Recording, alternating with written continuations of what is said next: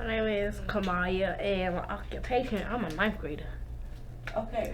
I like the shirt, by the way. Thanks. Get the merch. Get that. Alright, come on, go. Be serious. What do you... Hi, my name is Jane Key. Hi, my name is Cece Parker, and today you'll be watching our new documentary called The Culture, in honor of the 40th anniversary of Marion Summer Youth Employment Program. In this documentary, you'll be learning about the beautiful capital of America, Chocolate City, or DC, whatever you want to call it. We'll be talking about 5 main topics: slang, music, gentrification, fashion, and Marion. We're done. I think in the spirit of Marion, being this is 40th year anniversary, we gotta do something big because he was a giant. Washington D.C. Washington D.C. D.C. Washington D.C. isn't like your typical city in America. My name is Trayon White, and I serve as the council member lead, Ward 8. Know about Marion pretty much all my life. He was a giant in the community. I don't think many people grew up in this area or this region didn't know Marion. But I got to know him personally as an adult. He mentored me, worked with me, taught me. I spent a lot of time with getting to know the real Marion. I want Washington, D.C. to be the very best city it can be. Well, I was going to get a summer job. I was 13. I was waiting until I turned 14 so I can get a Marion summer job. From his youth program. Marion gave me my first summer job. That was my first job. But he had a program for the youth in Ward 8. And Ward 8 wasn't too far from where I lived. And actually, one of my first summer jobs was through one of the programs that he started. And for people in poverty that's struggling, those 3 and 4 incomes coming in from children working throughout the summer help their family. Where the mom or dad didn't have to pay for school clothes going into the school year. That was major back then. And a way for us to understand financial literacy and things like that. So he started the summer jobs, and everybody can just go there and get a summer job. That was beautiful for the city. You know, getting us jobs and being able to say, you know what, I'm working this summer. You know, a black man did that. I'm ready to learn like new things, like dealing with accounting and finance and like how to invest my money and things like that. So I'm really excited about the program. Marion took me under his wing. I started originally working with William Lockridge. I spent a lot of time in his office. I spent a lot of time working in the community in partnership with him. He had me do a lot of assignments. He had me working on several different campaigns throughout the city. And he serves as a mentor to me, helped me to navigate the political world as a young man. And because of that leadership, I now sit in his last seat he served in, which is the Ward 8 council member. And one of the greatest attributes about Marion that he was unapologetic about how he felt uplifting his people. And I remember, you know, in reading and being close to him, DC had about 13% of the contracts that went to minority businesses. He fought hard to get it up to not only 30% but to 40%, and sharing the wealth in the government with people who were non-white. And he got a lot of backlash behind that, you know. And he was a political genius. You know, Marion was a semester away from becoming a doctor, getting his PhD, because he gave his life to the movement. He was a part of SNCC and the Civil Rights Movement with Dr. King. And he came to DC as a liaison for SNCC. He was like 18, 19 years old. He was in the SNCC program, Student Nonviolent Coordinating Committee, that Martin Luther King started. I was doing some researches there. I was all the way in Montgomery, Alabama, and I'm going through a book about SNCC. And I knew that, you know, I didn't know, and I went through the book and I seen Marion in there, but he was real young. I said, hold up, this our man? Oh, I ain't know that, I ain't know. This program that you all are doing right now is a direct result of what he laid the foundation for. He's very calculated. One time, it was when he was running for mayor, rest in peace Sterling Tucker, we had a service for him yesterday, and Sterling Tucker and Walter Washington and Marion were all in the race to become mayor.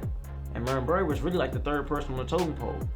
And they were trying to convince Marion to get out of the race. So they all called a meeting to meet with Marion. And when they went upstairs to meet, Marion had a press conference outside about how they trying to get him out of the race. And so they had no idea. They thought they was meeting with him, but he out-strategized them. And guess what? He became the mayor. And as I learned the culture and understand the tone and the temperature of the city, I realized this was a very powerful human being having a real life experience. I quickly learned that the entire community loved him and that he poured a lot of himself into the community and sometimes to his own demise. And he used his power, his influence, and his fearlessness to give a backbone to people who was afraid in the city. All the negatives that you've ever heard about him, there were a lot of positives about him. He taught me, or I guess gave me the want to have power and to use it properly and to use it for my people. Like, that's something that he really impacted in my life to make me wanna.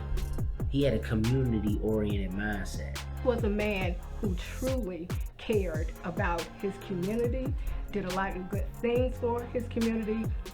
We are always put in the limelight for things that we've done that may be bad, but we're never highlighted for what we do good. And he said one time, it's not about how many times you get knocked down, because you get knocked down in life. The lesson isn't in getting knocked down, it's about getting back up. Marion Barry is mental, a giant, a legend, a leader, and just one who changed the game for many people in Washington D.C., including in my life. Like, I attribute a lot of my success to having a connection and a relationship and guidance from the mayor for life, Marion Barry. Oh, go-go. Go-go. Go-go. Go-go, of course. Go-go. Everybody know that. I mean, like, same way Baltimore is the house music and things like that. D.C. is go-go, go-go town. Oh my God, Chuck Brown, right?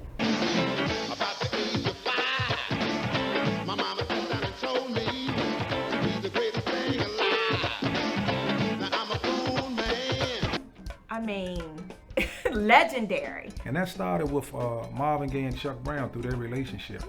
You know, a lot of people don't know that Marvin Gaye is, you know, from D.C. and things like that. That's why you got the Marvin Gaye Park down there, over there on Division Avenue. You know, I think that, again, with Washington, D.C., just like the BET Awards, just, you know, just totally paid homage to D.C. EU, doing the butt. Little Benny.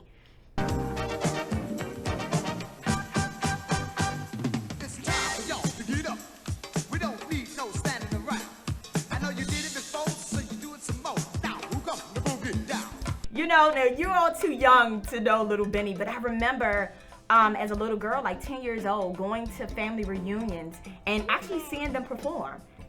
But Marvin Gaye and Chuck Brown was is like what we call the godfather go-go. And him and Marvin Gaye used to play around with the percussion and the congos and things like that. And this is where the sound of go-go came from. We decided that we would try to put our ideas together, come up with something new, something unique, something that would reach the people in terms of getting them involved with the band. It was them too, you know what I mean? And from there, it moved all the way up, all the way to y'all generation, where now we got the bounce beat.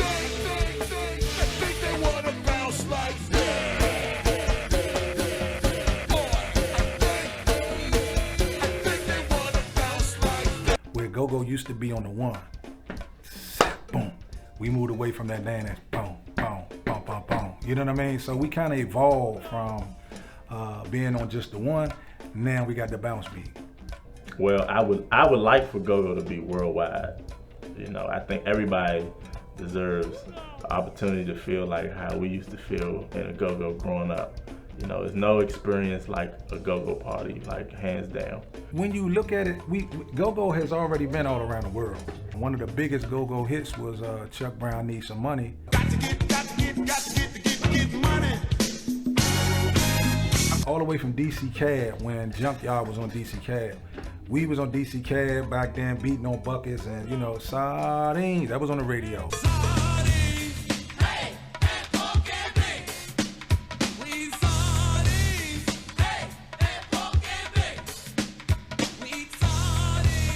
Chuck had songs on the radio. Chuck, baby, don't give up. Chuck, baby, don't give up. A Chuck, baby, don't give up. A Chuck, baby, don't give up. That ain't true. I love all of you. And man, you play that at the cookout in DC, oh man, it's good. I'm talking about from 2 to 100.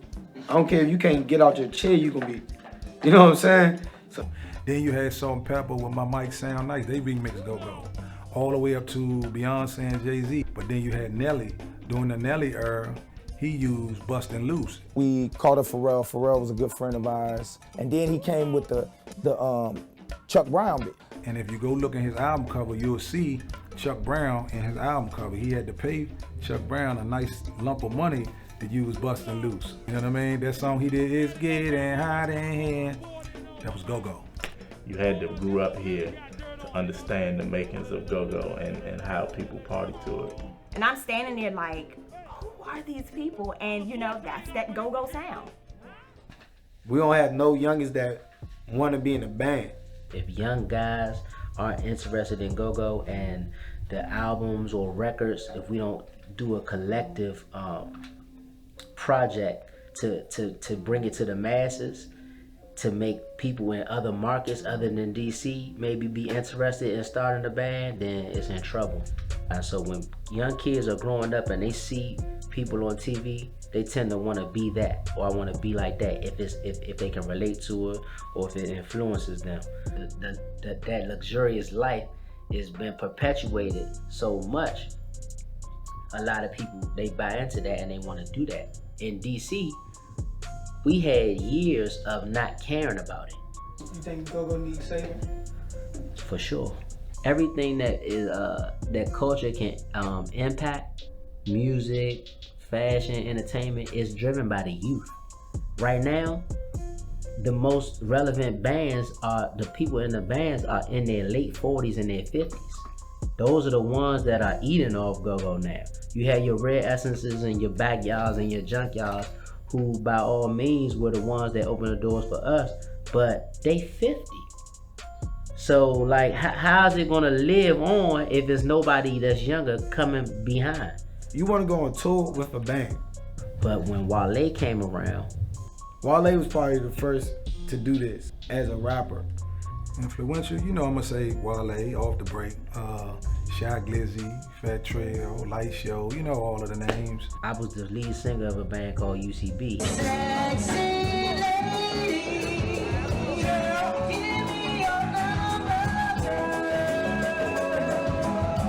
He also had UCB, which pushed the envelope outside of this area as well. It's ever changing. I don't think our music scene has really stamped itself. Because a lot of people are not consistent in what they do. I think Go-Go is probably the only consistent music that we have, you know what I'm saying? Like, you always know what to expect from Go-Go music. The rap goes up and down, the R&B goes up and down. I think ever changing is a way to describe ours, you know? It's not a bad thing, but we don't really have a consistent sound for all our music, like how Atlanta got and Miami got and stuff like that.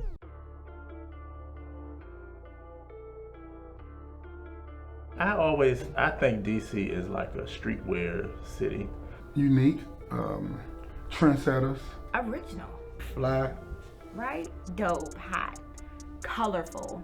Simple, very detailed. Very detailed. Many people know that, you know, DC is the home of like Universal Madness. Shooters. City Life. Eat Brand. We Are One. For All Days, Mukunu. Hobo. Campaign Way. They was making a great amount of money, each of them. Stories been told they was all at least getting $1 million apiece, you know, a year. Some did more. We are a city that is colorful. We originated everything. So just amazing.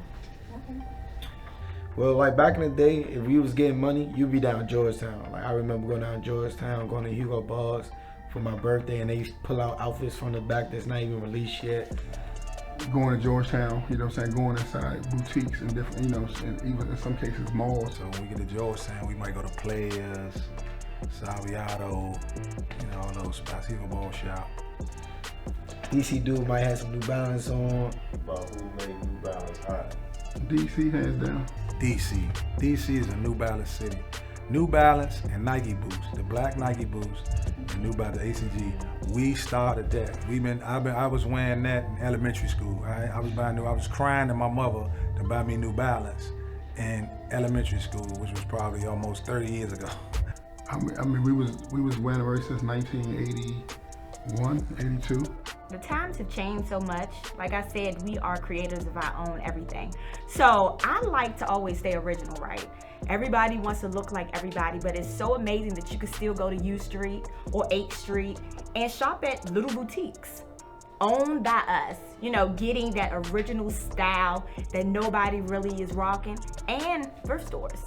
We stand in a lane of our own, from the women to the men, and from the guys to the girls. We in a class by ourselves. Like you heard Biggie Smalls said, Miami, D.C. prefer Versace.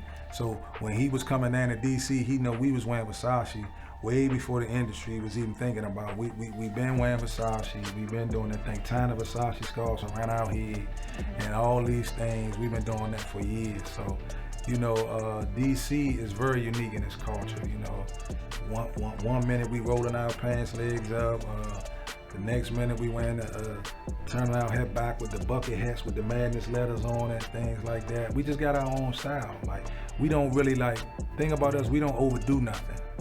You know what I mean? Like, we'll do something. Simplicity is DC style, and that's why it's so classic and we never go away in the industry trying to cling to our style.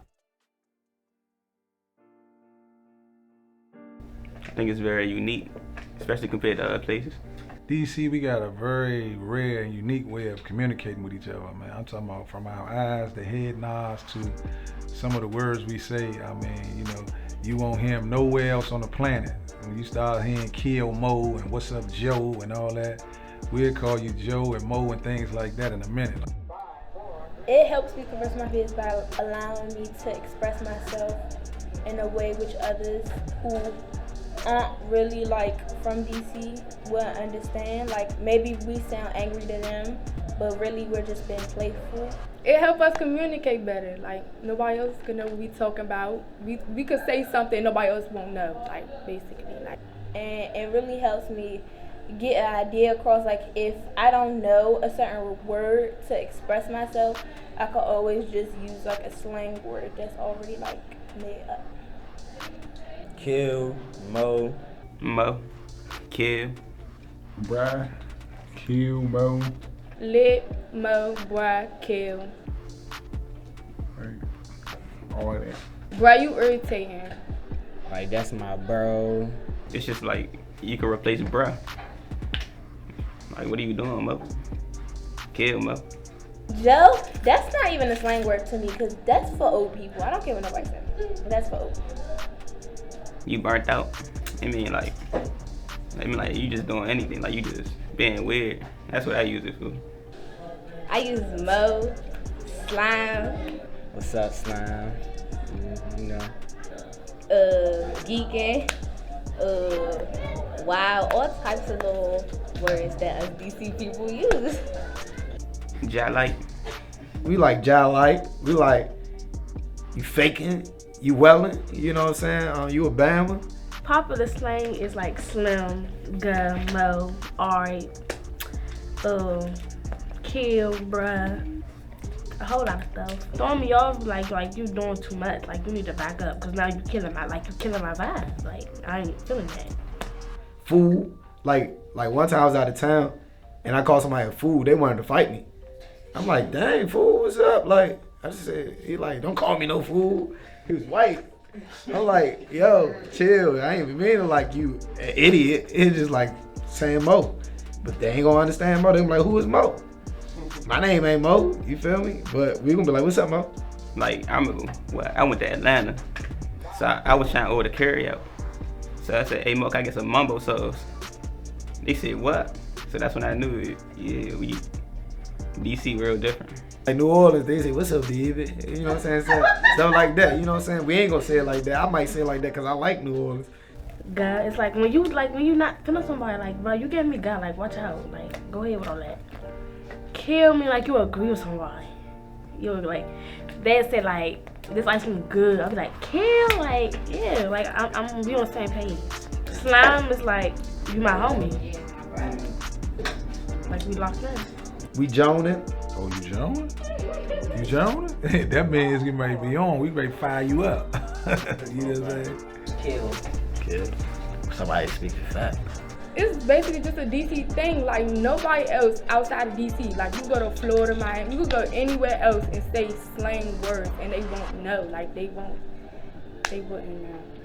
I love it. You know, it's a unique and fun. It's like we got our own language for real.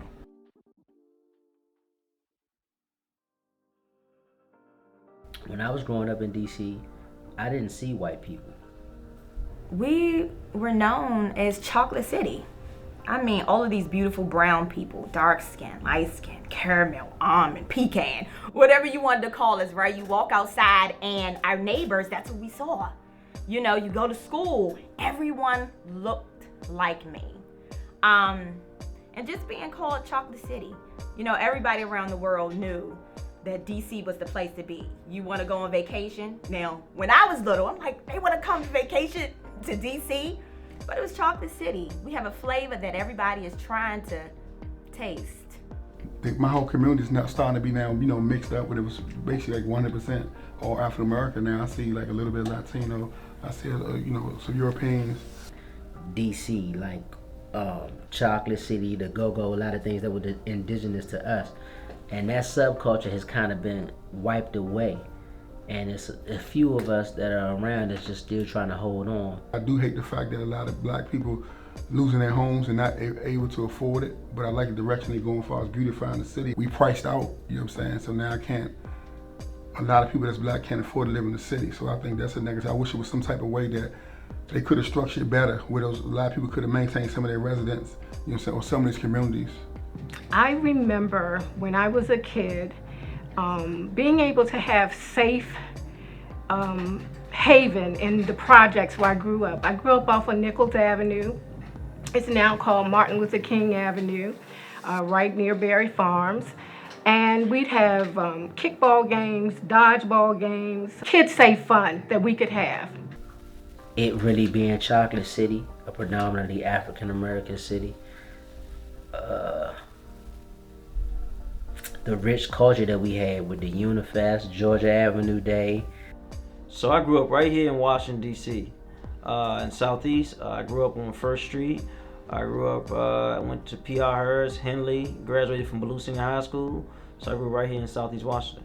Well, you know, as I said, I grew up in the projects and it's right off of Suitland Parkway and they've torn down my childhood neighborhood. And I remember the first time I saw that they had torn those projects down, it brought me to tears because that was the place that I grew up with, had my fondest childhood memories, and they've now made them townhouses. The population is shifting from being a predominantly African American city, we used to be called Chocolate City actually, to now we went from about 78% African American people of color to about 47%, and there's a census coming up in 2020, so it might be even lower. When we were living in the projects as a child, my mother paid rent based on her income. Now, due to gentrification, they're moving black families out who can't afford to live in the neighborhoods they're trying to build up because they're trying to attract a different climate of people. I'm saddened by that.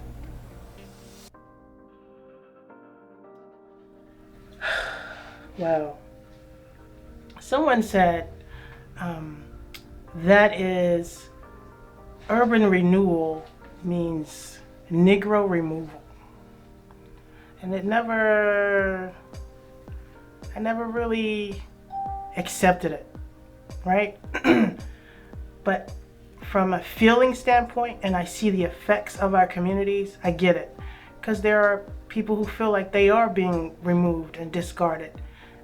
It seems like the process itself is not inclusive. This community, I'm finding that we are getting more residents from all across the city who can't afford to live anywhere else in the city, navigate east of the Anacostia River.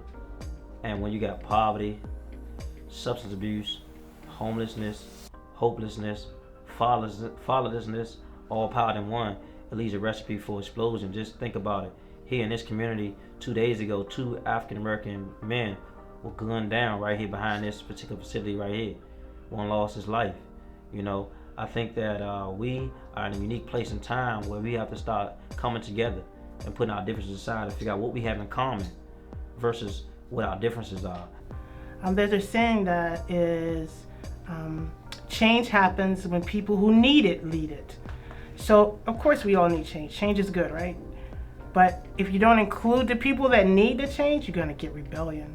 And I feel like a lot of the strife in our communities is a direct effect of people feeling marginalized, eliminated, and moved away without having any inclusivity in how the community is shaped. Our neighborhoods have been being shut down one by one due to gentrification. They selling our neighborhoods. They selling them to the highest bidder. You know, it was a project. Jay-Z and them just said it in a song that, you know, we made the projects a wave. They came back and gentrified it. This is one of the things that's going on in D.C. right now. We are one of the highest cities for gentrification right now is D.C. We have to be more strategic and intentional about addressing the issue of poverty in the city, and we do that through education. I had a real hard battle this past budget cycle because Ward 8 is one of the poorest areas to live in per capita in the country. Yet, when we got the budget back, we cut almost $10.4 million in education.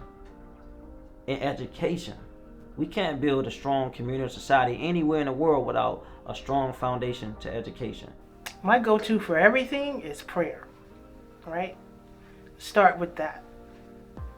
What do we want out of the change? I think as a community, we have to figure out, what do we want? What do we deserve? And what's our role in that?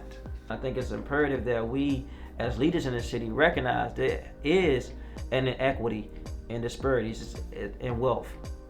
So there's an 81% wealth gap between blacks and whites in Washington, D.C. The MFI, the median family income in Washington, D.C., DMV area, is $117,000 a year. And most families in this community don't even make $30,000 a year. And so we building houses, setting policies based on this number, and most people are gonna get priced out. And so we don't have time to be turning up on Instagram or being lit. We need to be focused on our education, getting our kids serious about their books, going back to school, helping each other, encouraging each other, because time is ticking. And we're in a race against time to correct this in our community. My slogan when I ran for office was, don't just stand there, do something. Everybody has a responsibility to make sure people like you are safe going to and from school, because we care about you, and especially for our men. If we real men in the community, we need to be standing in the gap to make sure our elders, mothers, and our babies are safe, man. And we're not doing that, so we failing you guys. So we passed the conversation about gentrification. We talking about saving our lives, and we're in a race against time as the population is shrinking drastically every day.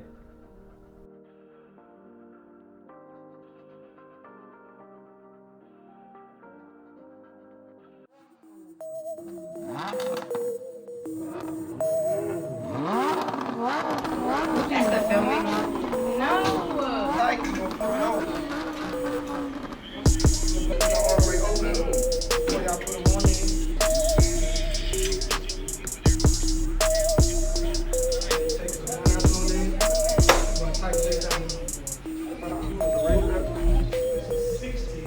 All of them will be back. Right, exactly. This fun. I'm glad I chose this. I'm glad I chose this. I like to have it going. There we go. There we go. Looking all good with the light.